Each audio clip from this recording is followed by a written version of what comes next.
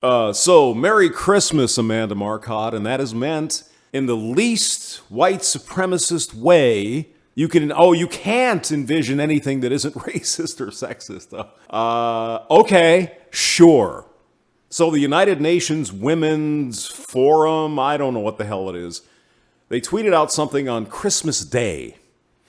I guess Christmas soon will be a Nazi holiday only for whiteys. Amanda, right? Is that what we're getting at? They tweeted out something called the Motherhood Penalty, as if a conscious choice, a choice that a woman makes, is a penalty. You see, this goes back, and I've got a video somewhere on the channel about the consequence-free life. Now, the motherhood penalty is simply this. If you decide to have a child, you're going to have to do things differently with your life. And of course, that is blamed on the patriarchy because, a Merry Christmas, evil whitey. So the motherhood penalty is simply this: more unpaid care and domestic work. Okay, let's see. Let me think. Let's assume we're talking about the sort of traditional evil nuclear family.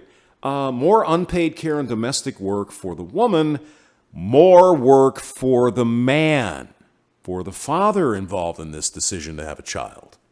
Because if mom isn't working for 3 or 6 months or whatever the case, or even 5 years, until the child goes back to school, he's going to have to take every opportunity to make more cash so he can bring that cash home to mom and the baby to support his family while mom is doing on childcare duty. So, yeah, I guess you might have to do a little more domestic work, ladies, because the old man is working overtime, second shift, third shift, weekend shift, to bring home the money for you and the baby. Do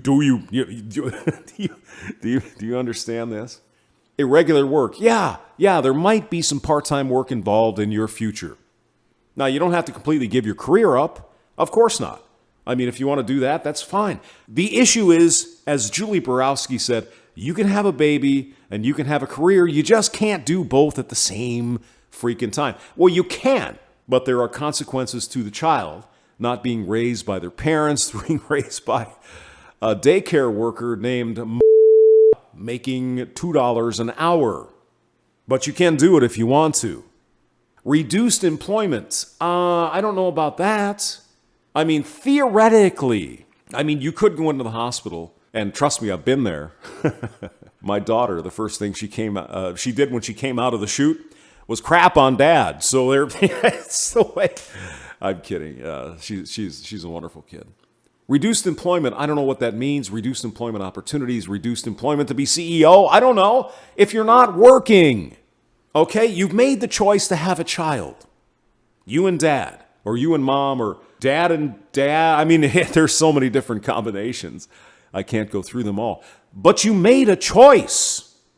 And that choice involves maybe taking some time off from work. Now, you could, crap the kid out and drop it in daycare right away and go back to your career, pushing papers at the insurance company down the street if you want. But a lot of women and men would rather spend a little more time with their new baby. You see, a baby is not a dog. A baby is a people. As BassFzz, F-Z-Z, Zers would say, you are making people. It's not a plant. It's not a cat. It's not a dog. It is a human freaking being. And when children are young, and this is my own experience, of course, I was working 2 and 3 shifts and 7 days a week to bring home the money. But when I was there, and my ex-wife was bitching at me for not wanting to do the dishes. I'm kidding.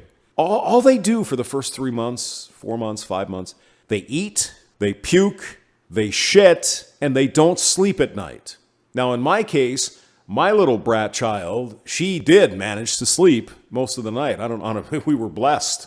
And she actually self-potty trained at she was very young. And it's like, I want to do what mommy and daddy do. It's like, oh, yes, please, that would be great.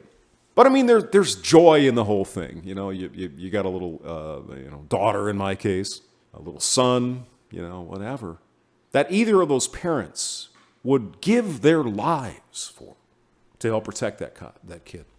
So, yeah, somebody's got to do that type of work, and somebody has to do the other type of work that brings money in. Now, you could say it's unpaid labor. You have a place to live. You have food, you have electricity, you have gas, you have cable TV, you have a telephone, you have a car. Shut the Merry Christmas up. Limited maternity benefits, this is the one that is really, gaining traction with the feminists. Well, we should be paid when we take our 3 months off for maternity. Okay, fine. Make it happen. Make it happen, number one. But do you think that 3 months off or 5 or 6 months or whatever you take is not going to affect the raise in the future or the promotion? You weren't there. Okay? If dad, for example, if the evil patriarchal, Merry Christmas, took 6 months off to care for the child, do you think because he's a man, he's going to show up with a half a year less experience and get in here, man, light up a pipe and let's have a scotch. Yeah, you're getting a raise, baby. You're getting a promotion because you're a man. That chick in your office, she took 6 months. No. It affects everyone the same. Now, in the socialist utopia of Amanda Marcotte or some of these other lovely people, Merry Christmas, that wouldn't happen. But you see, in this little thing we call reality, if you're not at the job, you're not going to get the promotion. And again, that is not a penalty. That is a consequence of your personal choice. And I know feminists don't like that. There shouldn't be any of that. I should be able to do whatever I want and all that crap, and nothing should happen. It's called the trade-off. I want to have a baby, so it's going to affect my time at work. Doesn't have to. You could go right back to work. That baby could still be covered in cheese. You can run out of the hospital and run back to the insurance company if you want to. But a lot of people don't want to do that. Gender-based occupational segregation. I think they had to throw in one here from the third world to make us feel bad, because I don't know what the hell that even means in the United States. Gender pay gaps. The dead horse is still breathing. It is not a pay gap. Would you stop it? And higher rates of poverty in older age. I'm not sure what this really means here. Since, dad has been working 16-hour days to support the family, maybe he'll die of a heart attack sooner. And so mom will be widowed. In most cases, the child will come and help you, mom or dad. I want to be intersectional and all that stuff. There are so many benefits to having a child, such as care in your old age. You take care of them when they're young. They take care of you when you're old. Their company, they make other people, right? When they're older, they're the grandkids, big family and all that. Maybe these are intangible or there's no metric to judge them, but there's certainly a benefit. So I'll put all the links below. It was Helping Hand who got me fired up on this one. And Ashe Schow at the Daily Wire, who has a story on this. The bottom line is simply this. Having children is a choice.